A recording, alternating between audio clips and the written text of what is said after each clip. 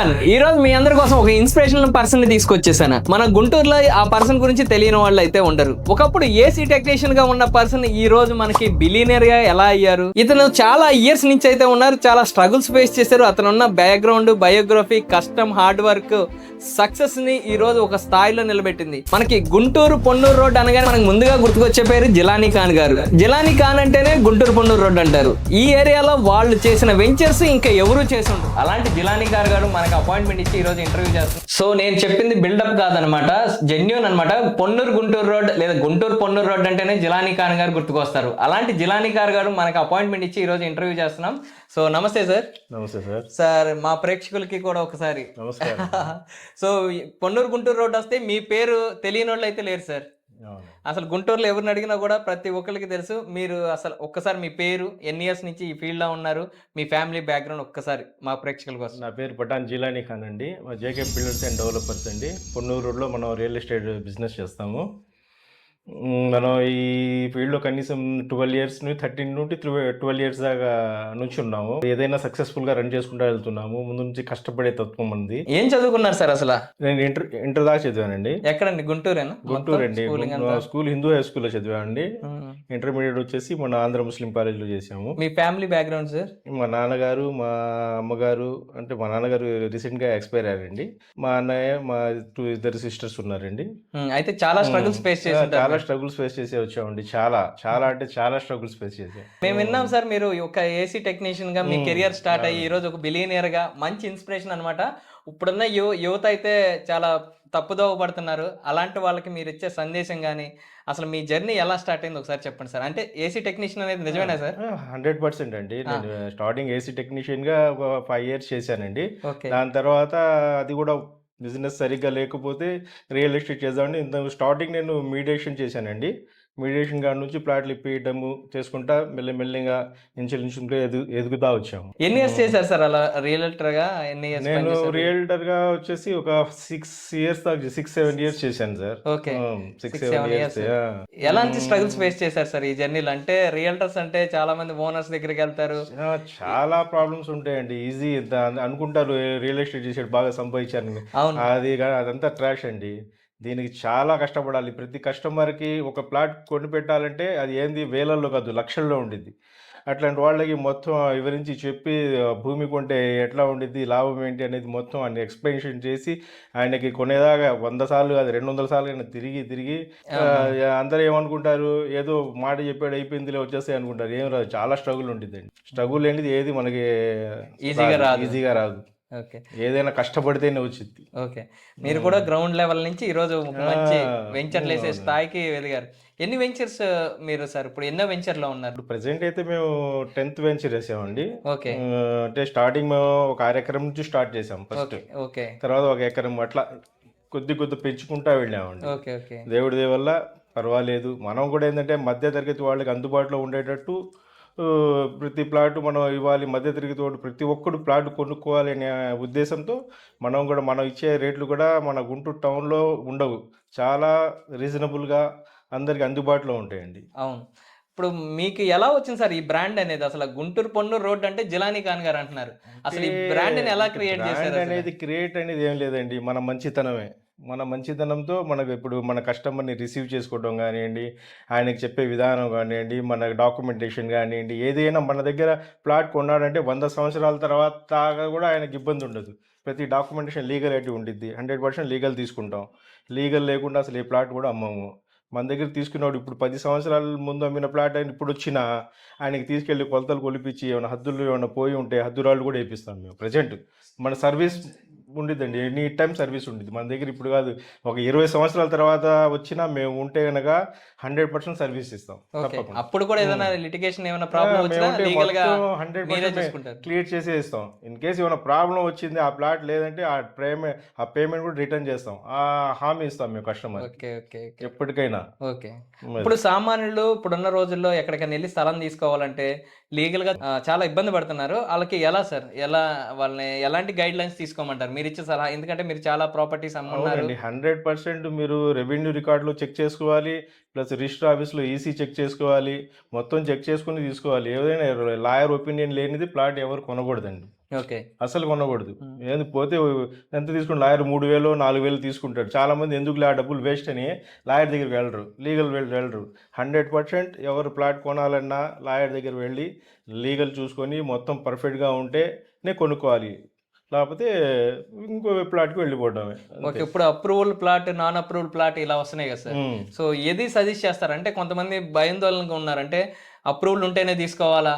లేదంటే కొంతమందిని భయపెట్టడం ఇలాంటివి కూడా చేస్తున్నారు. ఎలాంటి అంటే యాజ్ ఏ రూల్ ప్రకారంగా వెళ్తే ఆ 100% అప్రూవల్ లేఅవుట్ తీసుకుంటేనే సేఫ్ సైడ్‌గా ఉంటారండి. ఓకే. 100% అప్రూవల్ లేఅవుట్ వెళ్తేనే సేఫ్ సైడ్‌గా ఉంటారు. కానీ ఇప్పుడు తారాస్థాయికెళ్ళిపోయినాయి కదా సార్. ఆ! ప్రైజెస్ కూడా అదే. అప్రూవల్ ఇప్పుడు అనేప్పటికి కస్టమరు ఇప్పుడు సామాన్యుడు కొనే స్థాయి లేదు. సామాన్యుడు అప్రూవల్ లేఅవుట్ కొనాలంటే కొనే స్థాయిలో లేడు. లేరు. కాబట్టి అనాథరైజ్డే ఇంతకుముందు కూడా ఏమున్నాయి అప్రూవల్ ఈ మధ్య వచ్చినాయి గానీ సార్. హ్మ్. హ్మ్. ఇంతకుముందు అసలు ఎవరు అప్రూవల్ ఉండేవి? మొత్తం ఇప్పుడున్న మొత్తం కన్‌స్ట్రక్షన్స్ మాక్సిమం అన్‌అప్రూవ్డే. అవును. ఆ! కాకపోతే సామాన్యుడు అందుబాటులో అప్రూవల్ ప్లాట్ ఉంటే కొనలేడు. అవును. ఇప్పుడు అప్రూవల్ ప్లాటు కొనలేని వాడు ఏం చేస్తాడు? అన్‌అప్రూవ్‌లోనే వెళ్తాడు.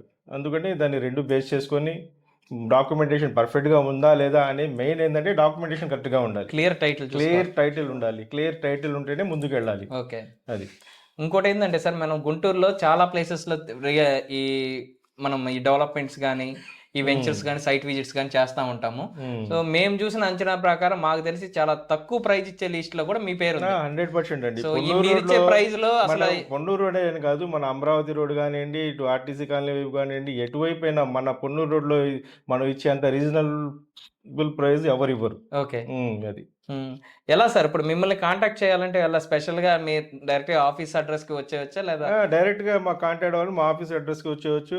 ఇంకో విషయం ఏందంటే, నేనొక్కడిదే ఏం గాదు. మన టీమ్ ఉంది. మా టీమ్ స్పిరిట్ అదే మొత్తం. చూసాం సార్. ఆ! మేము ఏందంటే సార్ మీరు ఒక్కళ్ళుగా స్టార్ట్ అయిన మనం జర్నీ, అదే మన మీరు టీమ్ ఉంది. సింగిల్‌గా స్టార్ట్ చేసిన జర్నీ ఈరోజు వందల హ్మ్. మంది పైగా మీ దగ్గర ఆ! ఎంప్లాయ్‌మెంట్ కూడా ఇచ్చారు మీరు. ఇచ్చాము. కాకపోతే మా టీమ్ వర్క్ ఉండిద్ది. 100% టీమ్ వర్క్ మీదే మనం ముందుకెళ్తాం. ఓకే. మీ హ్మ్. సక్సెస్‌లో వాళ్ళు గూడా ఒక ఫ్యామిలీ మెంబర్స్ లాగా. ఫ్యామిలీ మెంబర్స్ ఏంది 100% ఫ్యామిలీ మెంబర్సే. ఓకే. ఓకే. 30 ఇయర్స్ నుంచి కలిసే ఉన్నామండి.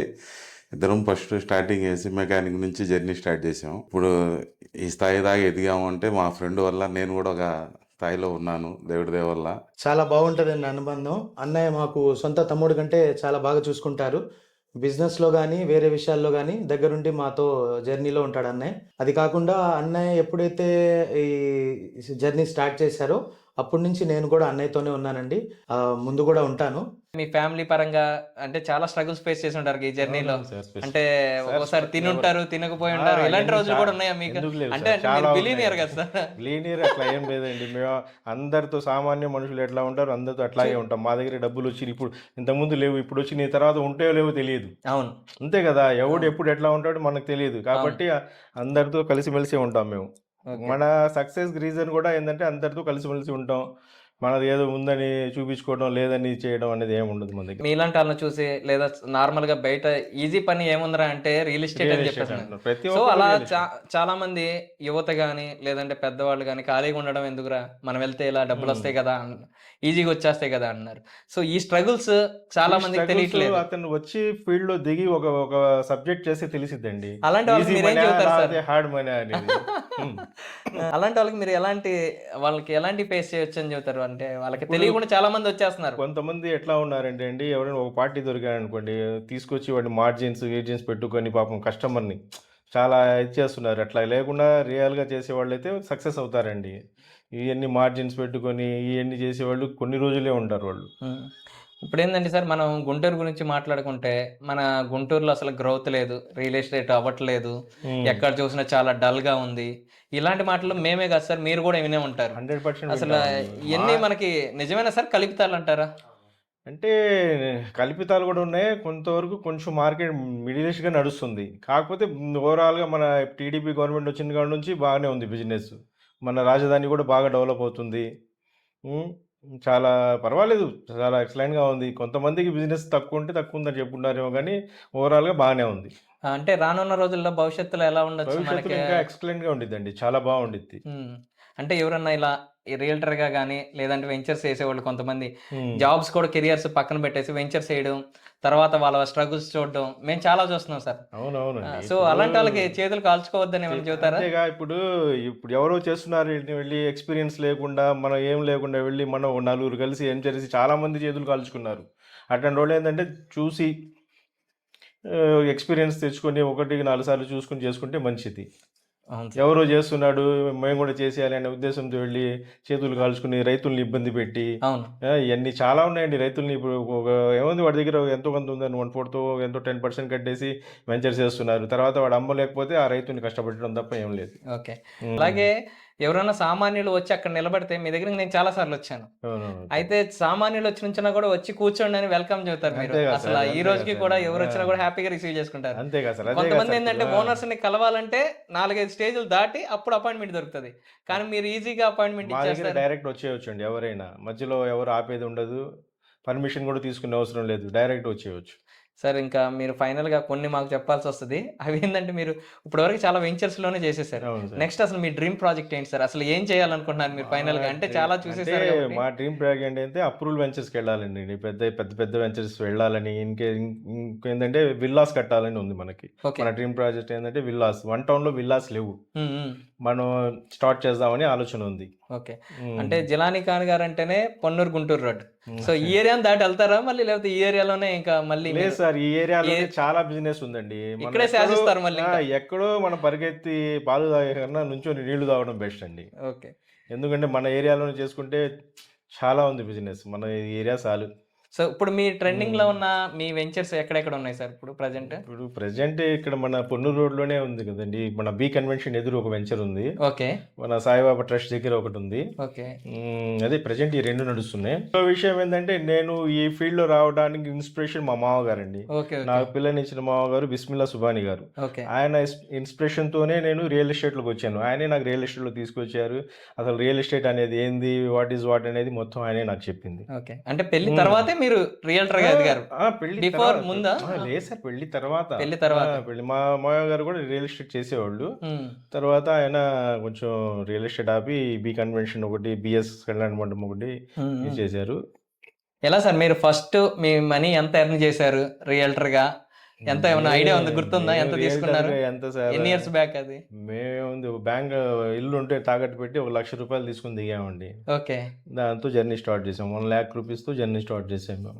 సో ఇన్ని ఇయర్స్ ఈ కెరియర్ లో మీ ఫ్యామిలీకి కానీ వైఫ్ కి కానీ ఏదైనా చిన్న గిఫ్ట్ లేదా ఏదన్నా మర్చిపోలేని మెమరీ ఏమైనా ఇచ్చారా? అంటే రియల్టర్ అంటే చాలా మనీ ఉంటాయి కదా సార్. మనీ చాలా ఏముంటాయి సార్. రియల్టర్ అంటే ఇప్పుడు మనం ఒక 1 ఎకరం తీసుకున్నాం అనుకోండి, మొత్తం డబ్బులు మాకు రావుగా. అవును. రైతుకి పోతే మన గజానికి వస్తే ఒక 400-500 మ్యాక్సిమం మార్జిన్ మాది. హై మార్జిన్ అయితే మేము ఈ స్థాయికి వచ్చేవాళ్ళం కాదు.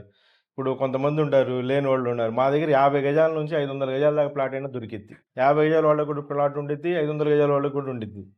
ఓకే. అది మాత్రం చెప్పట్లేదు సార్. మీరు గిఫ్ట్ ఏమి ఇచ్చారు? ఏది మీరంటే మీకు వచ్చిన ఇప్పుడు నేను కొంచెం ఎర్నింగ్స్ చేసుకున్నా అంటే నేను మా వైఫ్ కో ఇంట్లో కిడ్స్ కో ఇలాంటివి ఇస్తాం కదా. సో అలా అది మీరు ఎలాంటి సహజమే సార్, ఏదో ఒకటి గుర్తుందా? గిఫ్ట్ ఇస్తా ఉంటాం. ఎందుకు ప్రతి ఇయర్ ఏదో ఒకటి గిఫ్ట్ ఇస్తా ఉంటాం. ఓకే, ఇవ్వకుండా సూపర్ ఎట్లా సార్. ఉంటాం? మీలాంటి వాళ్ళు మాలాంటి యువతకి ఇప్పుడు వచ్చే నెక్స్ట్ జనరేషన్ కూడా మంచి inspiration sir. Thank you so much మీ తప్పకుండా వాల్యుబుల్ సార్. టైం ఇప్పుడు ఇంకో ఇచ్చినందుకు. విషయం ఏంటంటే పెద్ద పెద్ద మేధావులు చెప్తా ఉంటారు, మీరు ప్రపంచంలో ఏమైనా దేనిని నమ్మండి, భూమిని నమ్మండి. భూమిని నమ్మితే మిమ్మల్ని మోసం చేయదు. మోసం చేసేవాళ్ళు కదా. భూమిని ఎందుకు నమ్మాలంటే భూమి మీద జనాభా పెరిగిద్ది కానీ భూమి పెరగదు. జనాభా పెరిగినప్పుడు భూమికి ఒత్తిడి పెరిగిద్ది, ఒత్తిడి పెరిగితే రేటు పెరిగిద్ది. అందువల్ల ఏంటంటే భూమి మీద పెట్టుబడి 100% పెట్టుకున్న వాళ్ళు ఎప్పటికైనా లాస్ అవ్వరు. అది ఒక 50 గజాలు కానీ 100 గజాలు కానీ మా దగ్గర ఎంత ఉన్నాయో అంత కొనుక్కొని పెట్టుకుంటే మంచిది sir future. Thank you so much sir. ఇప్పుడున్న నెక్స్ట్ జనరేషన్ కానీ మాలాంటి వాళ్ళకి కానీ ఇన్స్పిరేషన్ అనమాట. నెక్స్ట్ మళ్ళీ ఇంకో పర్సన్ తో మళ్ళీ మీ ముందుకైతే వచ్చేస్తాను. Thank you so much sir. Thank you.